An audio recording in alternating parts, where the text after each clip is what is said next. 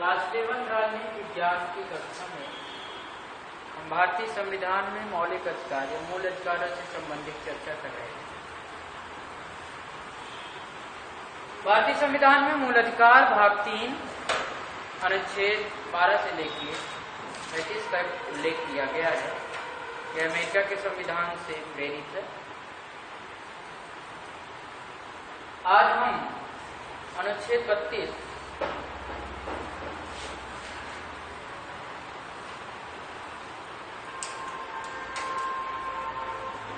संवैधानिक उपचारों का अधिकार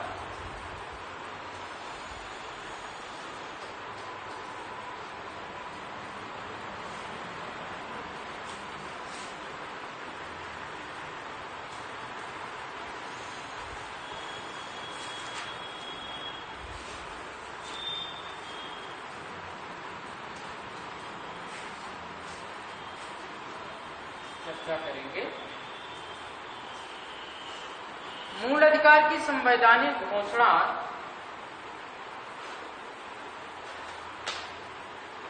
तब तक अर्थहीन है, मूल्यहीन है, जब तक इसे कोई सुरक्षा प्रदान न करे।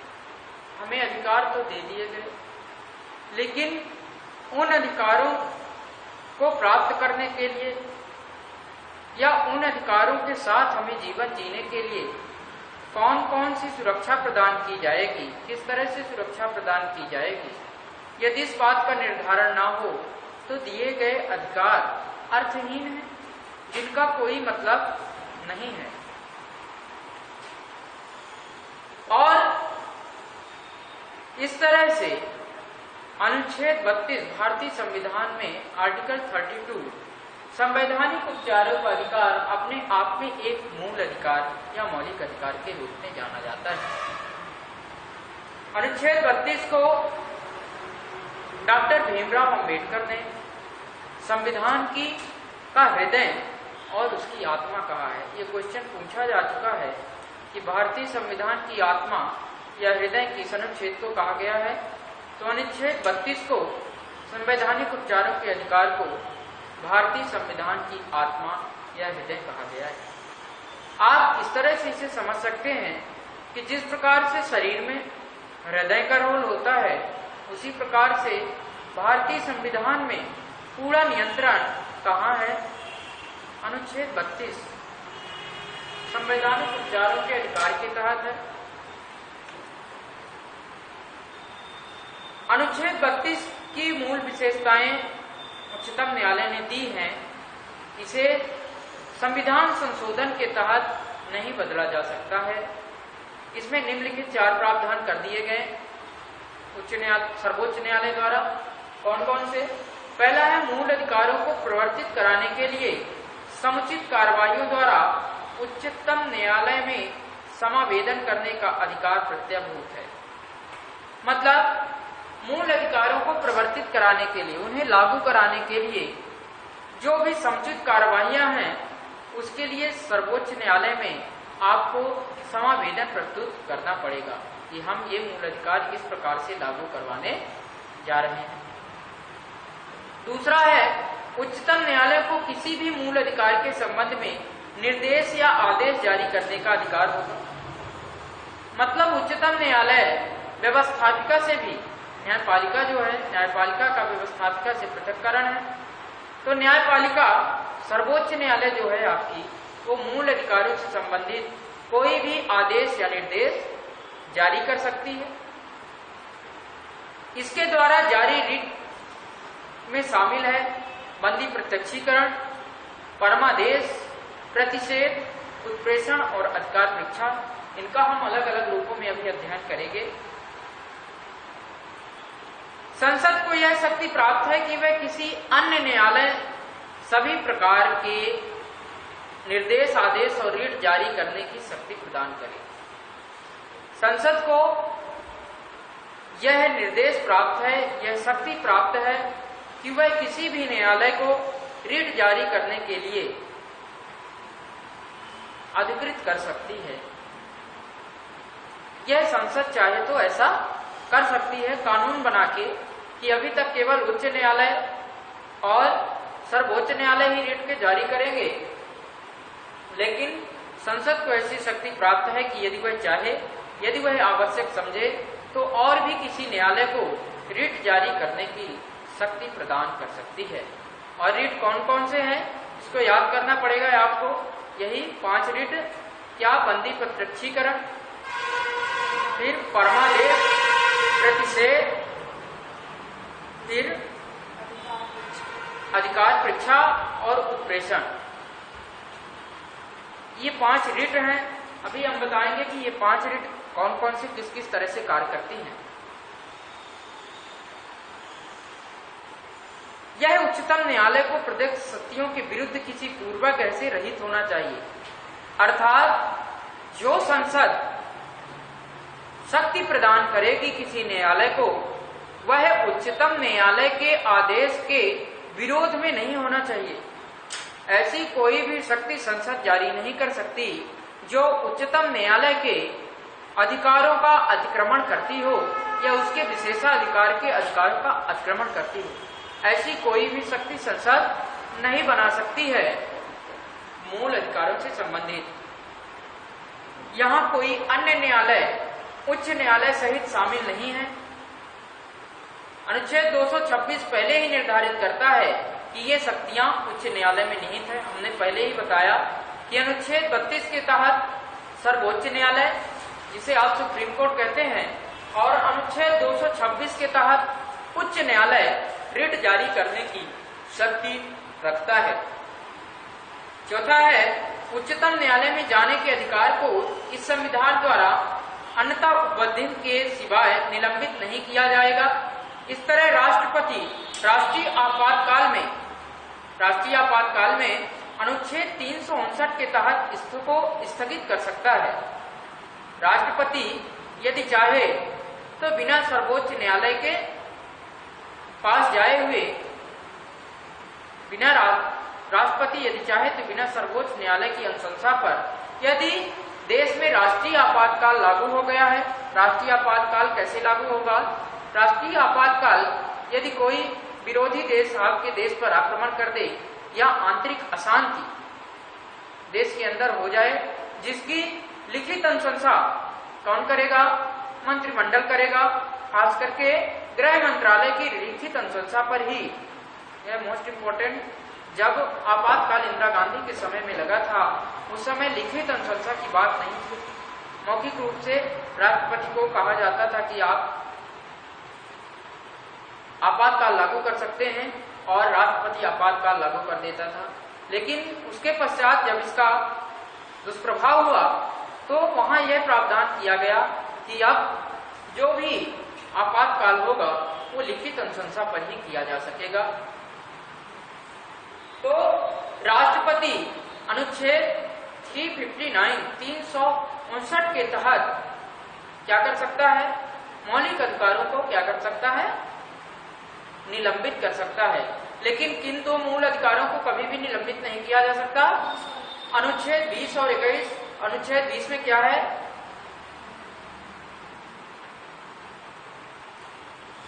अनुच्छेद 20 में क्या है? अनुच्छेद 20 में है अपराधों के लिए दोषसिद्ध व्यक्ति के लिए संरक्षण, और अनुच्छेद 21 में है कि प्राण एवं दैहिक स्वतंत्रता का अधिकार। ये आप हमेशा ध्यान रखिए, सारे मूल अधिकार, यदि आपको एक भी अनुच्छेद कह दिया जाए मूल अधिकार का, तुरंत आपके माइंड में हो जाना चाहिए। किन अधिकारों के तहत, आपसे प्रश्न है कि किन अधिकारों के तहत राज्य अपने क्षेत्र में यदि किसी वर्ग का समुचित योग नहीं है तो किस अनुच्छेद के तहत वह अपने राज्य में आरक्षण लागू कर सकता है? अनुच्छेद 16(4). अनुच्छेद 16 का खंड 4 कहता है कि यदि पर्याप्त प्रतिनिधित्व किसी वर्ग का नहीं है तो राज्य चाहे तो अपने क्षेत्र में कुछ उन वर्गों के लिए सीटें आरक्षित कर सकता है। वहीं से आरक्षण की व्यवस्था आई। मोस्ट इम्पोर्टेंट, ये सारी चीजें आपको ध्यान में रखनी चाहिए। तो अनुच्छेद 32 क्या है? अनुच्छेद 32 सर्वोच्च न्यायालय को यह शक्ति देता है कि वह मूल अधिकारों की गारंटी और सुरक्षा प्रदान करे। तो मूल अधिकारों की सुरक्षा और गारंटी कौन देता है? सर्वोच्च न्यायालय, अनुच्छेद 32 के तहत। अनुच्छेद 32 का उद्देश्य मूल अधिकारों के संरक्षण हेतु गारंटी, प्रभावी एवं सुलभ एवं संक्षेप उपचारों की व्यवस्था है। संविधान द्वारा अनुच्छेद 32 के अंतर्गत केवल मूल अधिकारों की ही गारंटी दी गई है, अन्य अधिकारों को नहीं। तो यदि किसी भी चीज में आप अधिकार, कई सारे अधिकार आप देखेंगे, कई सारे आपको अधिकार प्राप्त हैं, लेकिन वो अधिकार मूल अधिकार के अंतर्गत सम्मिलित नहीं है, तो उसके अंतर्गत मूल अधिकारों के अलावा सर्वोच्च न्यायालय या उच्च न्यायालय गारंटी प्रदान नहीं करता, केवल और केवल उच्च मूल अधिकारों से संबंधित ही गारंटी प्रदान करता है। हम देखते हैं रिट। रिट क्या है? अंग्रेजी कानून से लिया गया है और रिट को कहते हैं विशेषाधिकार। रिट को क्या कहेंगे? विशेषाधिकार। इन्हें राजा द्वारा जारी किया जाता था, जिन्हें अब भी न्यायालय का झरना कहा जाता है। आगे चलकर उच्च न्यायालय ने रिट जारी करना प्रारंभ किया। ये रिट ब्रिटिश लोगों के अधिकारों एवं स्वतंत्रता को कायम रखने के लिए असाधारण उपचार थे। मतलब अंग्रेजी शासन काल में जो जनता के अधिकार थे उनको सुरक्षित करने के लिए ब्रिटिश राजतंत्र में ऐसी व्यवस्था की गई थी कि यदि उनके मूल अधिकारों का उल्लंघन हो तो राजा क्या कर सकता है। आज भी अभी भी ब्रिटेन में राजशाही है, आप देखते हैं, ब्रिटेन की महारानी है ना। तो आप समझिए कि उस समय भी, तत्कालीन समय में भी रिट जारी किसके द्वारा की जाती थी? राजा के समय। वहीं से इस विशेषाधिकार को कहां ले लिया गया? अपने न्यायालयीन व्यवस्था में लागू कर लिया गया। तो आइए जानते हैं कि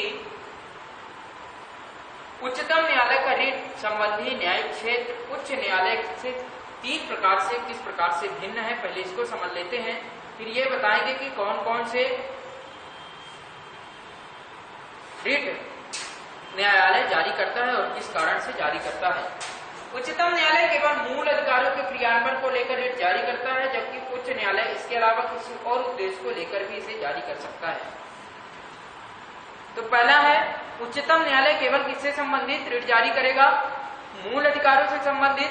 लेकिन यदि उच्च न्यायालय है तो मूल अधिकारों से के अलावा भी यदि उसे ऐसा लगे कि कोई ऐसी चीज है जिसके संबंध में रिट जारी की जा सकती है तो वह रिट जारी कर सकता है। पहला अंतर तो ये है, उच्च न्यायालय के अधिकार और सर्वोच्च न्यायालय के अधिकार में आप अंतर समझ लीजिए। पहला क्या है कि उच्चतम न्यायालय जो है, सर्वोच्च न्यायालय किसके लिए, केवल और केवल किसके लिए जारी करेगा? मूल अधिकारों के लिए, केवल मौलिक अधिकारों के लिए ही रिट जारी करेगा। लेकिन उच्च न्यायालय जो है, हाई कोर्ट जो है, अब हाई कोर्ट के सुप्रीम कोर्ट,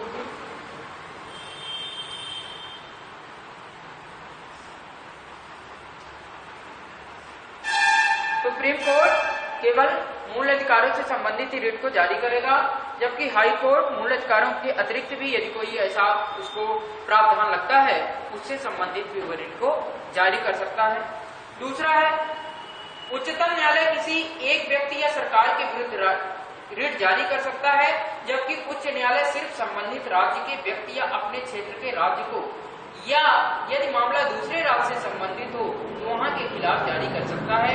इस तरह की रिट जारी करने के संबंध में उच्चतम न्यायालय का क्षेत्र, न्याय क्षेत्र ज्यादा विस्तृत है। आप समझिए कि उच्चतम न्यायालय जो है, ये सर्वोच्च न्यायालय जो है वो क्या है, इसका क्षेत्र व्यापक है, क्योंकि इसी के अंतर्गत हमने आपको बताया था कि आपकी न्यायालयीन व्यवस्था इस प्रकार से, यहाँ सुप्रीम कोर्ट है, यहाँ हाई कोर्ट, यहाँ सबऑर्डिनेट कोर्ट है, डिस्ट्रिक्ट कोर्ट वगैरह है ना।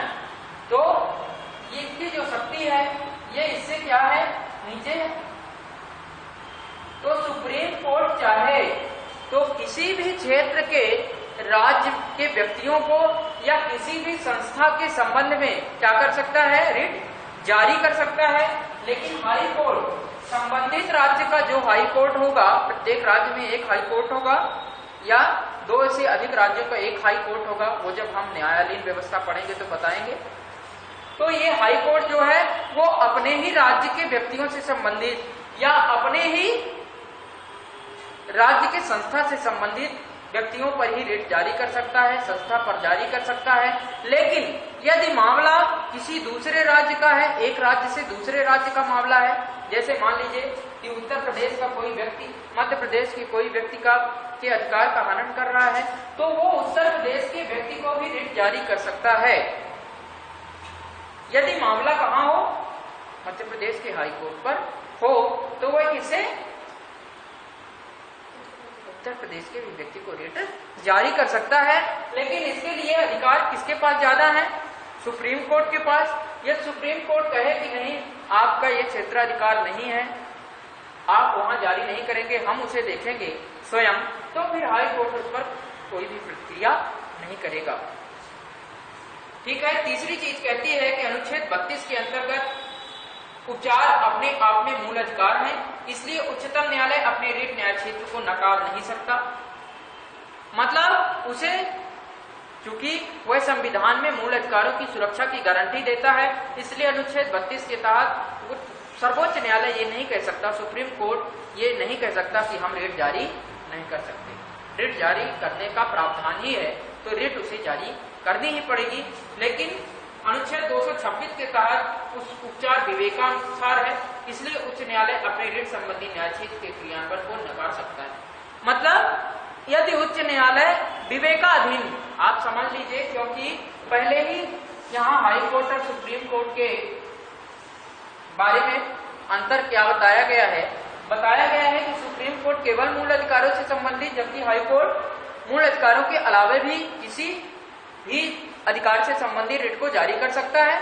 इसलिए आप ये समझिए, तीसरा प्रावधान ये है कि हाई कोर्ट अनुच्छेद 226 के तहत हाई कोर्ट के विवेक पर निर्भर करता है, अपने माइंड पर निर्भर करता है कि वो चाहे तो मूल अधिकारों के लिए रिट जारी करे और ये चाहे तो ना भी जारी करे। लेकिन अनुच्छेद 32 के तहत, अनुच्छेद 32 के तहत, आर्टिकल 32 के तहत सुप्रीम कोर्ट को रिट जारी करनी ही पड़ेगी, ऐसी बाध्यता वो नकार नहीं सकता। तो आइए जानते हैं कि रिट कौन कौन सी हैं और किस किस विषय पर जारी की जा सकती हैं। पहली रिट है बंदी प्रत्यक्षीकरण। बंदी प्रत्यक्षीकरण रिट न्यायालय जारी करेगा और यह लैटिन भाषा का शब्द है। बंदी प्रत्यक्षीकरण, इसका शाब्दिक अर्थ है को प्रस्तुत किया जाए। मतलब संबंधित व्यक्ति जिसे आप बंदी बना लिए हैं, उसको क्या किया जाए? तत्काल न्यायालय में प्रस्तुत किया जाए।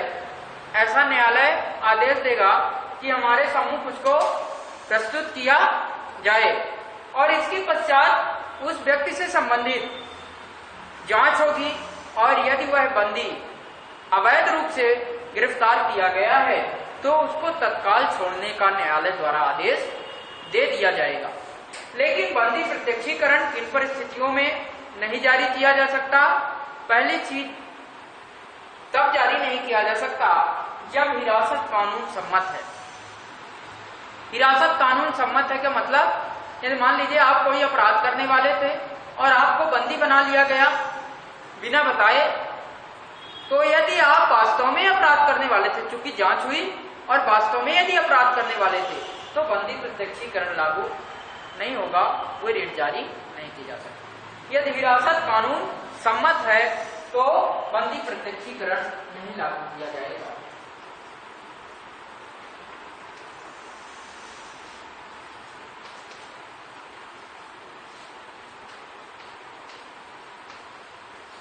यदि आपकी हिरासत कानून के अनुसार है तो आपको बंदी प्रत्यक्षीकरण न्यायालय जारी नहीं कर सकता। दूसरा कहता है कार्यवाही किसी विधानमंडल या न्यायालय की अवमानना के तहत हुई हो।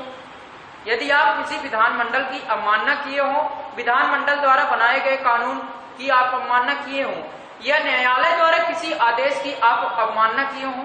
जैसे मान लीजिए कोई व्यक्ति अपराध करता है और इसे यह कहा गया कि वह 3 महीने के लिए जिला बदर होगा, मतलब जिले से बाहर रहेगा। और यदि वह आ जाता है और उसे गिरफ्तार कर लिया जाए तो यह नहीं कह सकता कि हमें न्यायालय के सामने प्रस्तुत करने के लिए बंदी प्रत्यक्षीकरण न्यायालय जारी करे। नहीं, क्यों? क्योंकि आप न्यायालय द्वारा या विधानमंडल द्वारा दिए गए आदेश की क्या किए हैं? अवमानना किए हैं।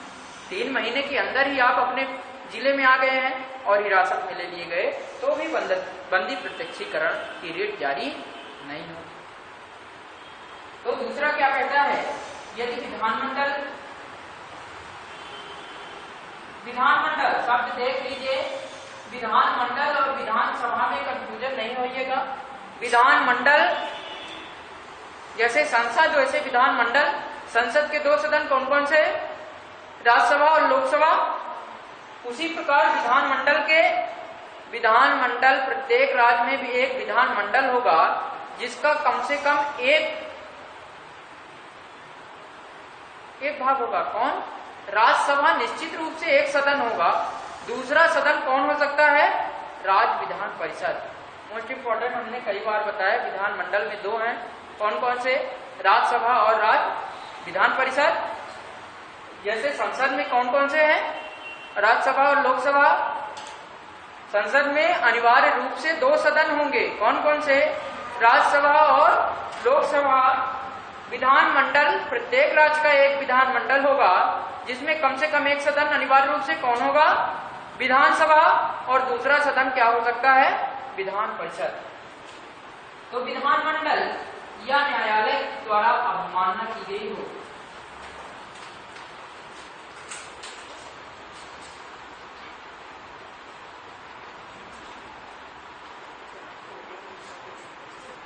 विधानमंडल या न्यायालय की अवमानना की गई हो तो भी बंदी प्रत्यक्षीकरण लागू नहीं होगा। तीसरी चीज कहती है कि न्यायालय के द्वारा हिरासत में ले लिया गया हो। न्यायालय के द्वारा हिरासत में ले लिया गया हो मतलब आदेश कौन पारित कर दिया हो? न्यायालय।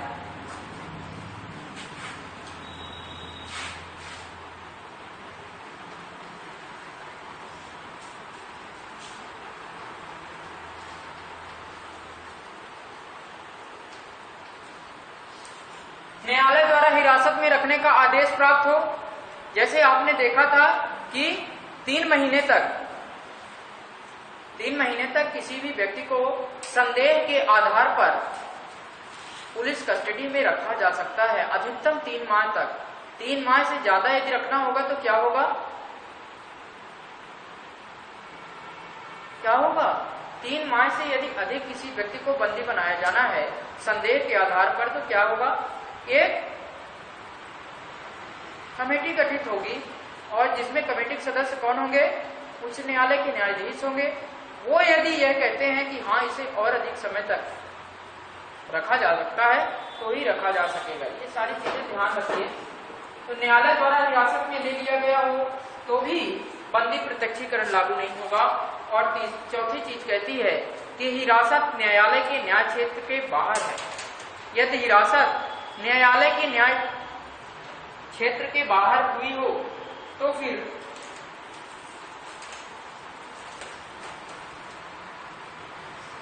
ये किसके लिए है? ये उच्च न्यायालय के लिए है। उच्च न्यायालय का न्याय क्षेत्र क्या है? संकुचित है। समझ रहे हैं? उच्च न्यायालय का न्याय क्षेत्र संकुचित है, इसलिए वह क्या करेगा? वह उस न्यायालय में जहां उसका न्याय क्षेत्र नहीं है वहां के संबंध में वो बंदी प्रत्यक्षीकरण जारी नहीं कर सकता। बात समझ में आ रही है? बात समझ में आ रही है? यदि न्यायालय क्या, चौथा कंडीशन क्या कहते हैं? हिरासत न्यायालय के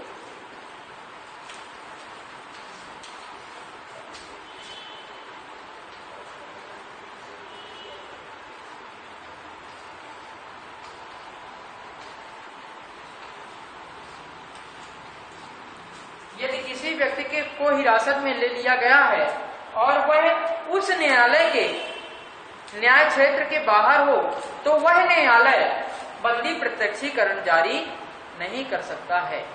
मान लीजिए मध्य प्रदेश का कोई व्यक्ति है, और वो कहां अपराध कराया,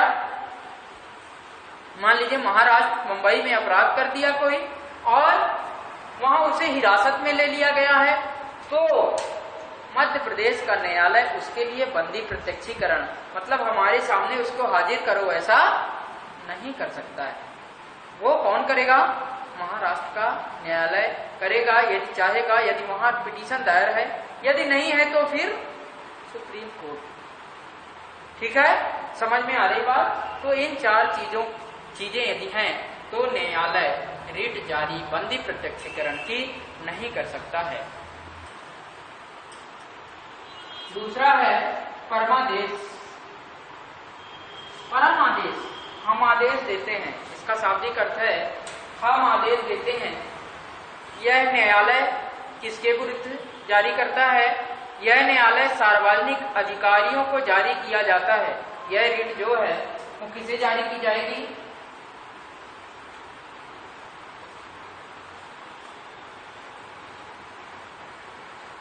किसी भी सार्वजनिक अधिकारी को जारी की जाएगी। कब जारी की जाएगी, जब अधिकारी कोई कार्य कर ले और वह अपने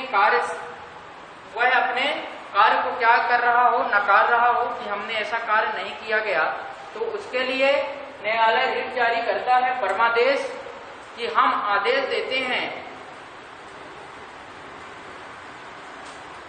ताकि सरकारी कर्मचारी के जो सार्वजनिक कर्मचारी है उनके किसी कार्यों और उसे नकारने के संबंध में पूछा जाए। इसे किसी भी सार्वजनिक इकाई, निगम, अधीनस्थ न्यायालयों, प्राधिकरणों या सरकार के खिलाफ समान उद्देश्य से जारी किया जा सकता है।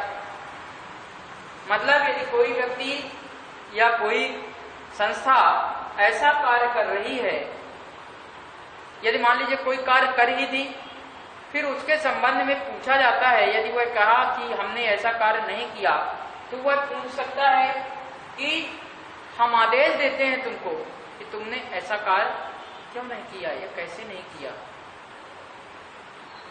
ठीक है, यह रिट कब कब जारी नहीं किया जा सकता, यह रिट निजी व्यक्तियों के विरुद्ध जारी नहीं किया जा सकता। परम आदेश जो है वो किसी भी निजी व्यक्ति के विरुद्ध जारी नहीं किया जा सकता, पहली बात। दूसरी बात है ऐसे विभाग को जो गैर संवैधानिक है। गैर संवैधानिक का मतलब आपको हमने बताया था कि जिनका उल्लेख संविधान में नहीं है, उनके लिए भी परमादेश जारी नहीं हो सकता।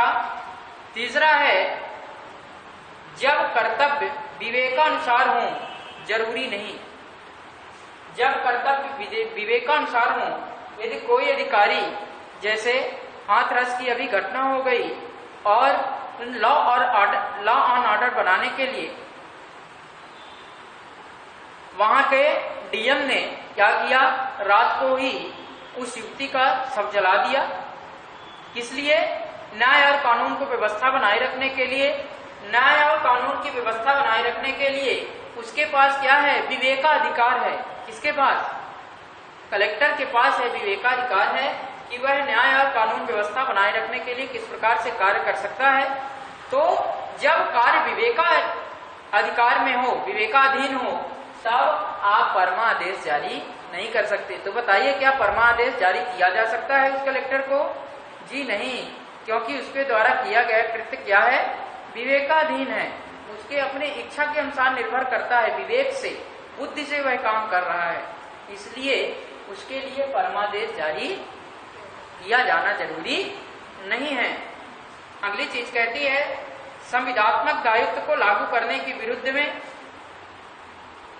ठेका के विरुद्ध में इसे जारी नहीं किया जा सकता। और उच्च न्यायालय के मुख्य न्यायाधीश जो न्यायिक क्षमता में कार्यरत हैं, उच्च न्यायालय का मुख्य न्यायाधीश, उसके विरुद्ध भी हम परमादेश लागू नहीं कर सकते। यदि मान लीजिए कोई उच्च न्यायालय का, हाई कोर्ट का जज है, चीफ जस्टिस है, उसके विरुद्ध हम परमादेश कोई भी न्यायालय जारी नहीं कर सकता। कब तक, जब तक वह न्यायिक कार्य में लिप्त है, तब तक आप परमादेश को जारी नहीं कर सकते। ठीक है, ये आदेश देता है कब? जब कोई सार्वजनिक अधिकारी कार्य नहीं कर रहा है, अपने अधिकारों को सही तरीके से पालन नहीं कर रहा है, तो यह आदेश देता है कौन? न्यायालय, कि आप ऐसा कार्य करिए। लेकिन किन किन संबंधों में परमादेश लागू नहीं होगा, परमादेश की रिट जारी नहीं की जा सकती? वो आपने जान लिया कि किसी व्यक्ति के विरुद्ध नहीं जारी की जा सकती, गैर संवैधानिक संस्था उसके विरुद्ध जारी नहीं की जा सकती, और यदि कार्य कर्तव्य जो है विवेकानुसार है उसके लिए नहीं जारी की जा सकती, यदि कोई संविदात्मक कार्य है उसके विरुद्ध जारी नहीं की जा सकती, और यदि उच्च न्यायालय का मुख्य न्यायाधीश कोई कार्य कर रहा है उसके विरुद्ध परमादेश जारी नहीं किया जा सकता कि हम आदेश देते हैं। परमादेश किस लिए है? कर्तव्य का पालन कराने के लिए, अधिकारियों के कर्तव्य का पालन कराने के लिए परमादेश जारी किया जाता है। परमादेश कैसे? मान लीजिए कोई सक्षम अधिकारी है आपके यहाँ, मान लीजिए कि एसआई है आपके थाना क्षेत्र के अंतर्गत, आप वहां एक विवाद की स्थिति उत्पन्न होती है जिसमें किसी का सिर फूट सकता है। अब आपने उसको सूचना दी, लेकिन वह अधिकारी नहीं आ रहा, कह रहा है कि ये हमारा काम नहीं है, ये कार्य मोदी जी का है, मोदी जी आए तो हम जाएंगे, तो न्यायालय सीधे रिट जारी कर देता है कि हम आदेश देते हैं कि तुम ऐसा काम करो क्योंकि तुमको इसके लिए ही रखा गया है। समझ रहे हैं बात को? तो अधिकारियों के लिए ये रिट जारी की जाती है। हम अगली रिट को पढ़ेंगे, प्रतिषेध। प्रतिषेध का शाब्दिक अर्थ है रोकना। प्रतिषेध का शाब्दिक अर्थ क्या है? रोकना। यह ध्यान रखें कि ये जो रिट है किसके द्वारा जारी की जा रही है? न्यायालय द्वारा जारी की जा रही है। अनुच्छेद 32 के तहत सर्वोच्च न्यायालय और अनुच्छेद 226 के तहत उच्च न्यायालय के अंतर्गत। तो ये जो प्रतिषेध है वो किसके विरुद्ध जारी किया जाएगा?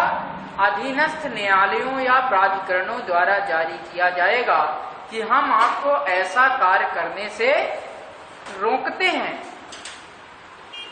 जिस प्रकार से परमादेश सीधे सक्रिय रहता है कि तुम कार्य करो, उसी प्रकार से प्रतिषेध क्या करता है?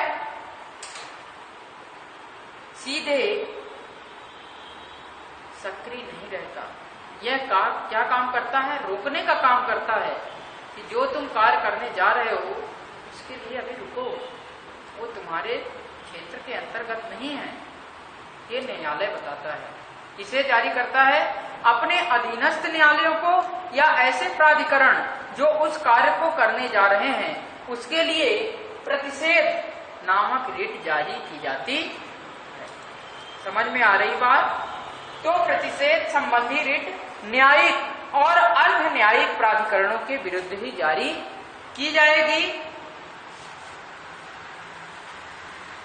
यह प्रशासनिक प्राधिकरणों, विधायी निकायों एवं निजी व्यक्ति या निकायों के लिए उपलब्ध नहीं। सीधे सीधे समझिए कि ये जो रिट है केवल और केवल न्यायिक क्षेत्र से संबंधित प्राधिकरण हो या न्यायालयीन क्षेत्र हो उसी के लिए ही जारी की जाएगी, क्योंकि यह कार्य न्यायिक क्षेत्र का जो कार्य है वो कौन करेगा? न्यायालय या ऐसा प्राधिकरण जो इसके लिए अधिकृत है वही कर पाएगा। इसलिए न्यायालय प्रतिषेध संबंधी रिट जारी करता है। किसे? अधीनस्थ न्यायालयों को और संबंधित प्राधिकरणों को। हम इसके अलावा 2 रिट को पढ़ेंगे कल, आप भी पढ़ के आइएगा। उत्प्रेषण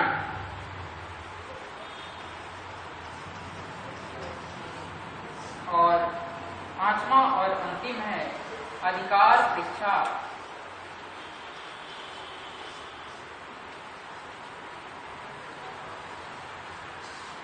अधिकार परीक्षा का मतलब है कि अधिकार पूछना कि आपने किस अधिकार से काम किया, और उत्प्रेषण का मतलब ये है कि आप जो काम कर रहे हैं उसके संबंध में और अभी कौन कौन सी चीजें करना बाकी रह गया है, इस संबंध में न्यायालय प्रश्न पूछता है। थोड़ा सा इस चीज का अध्ययन करेंगे और अंतिम लेक्चर में आपका ये मूल अधिकार टॉपिक समाप्त हो जाएगा।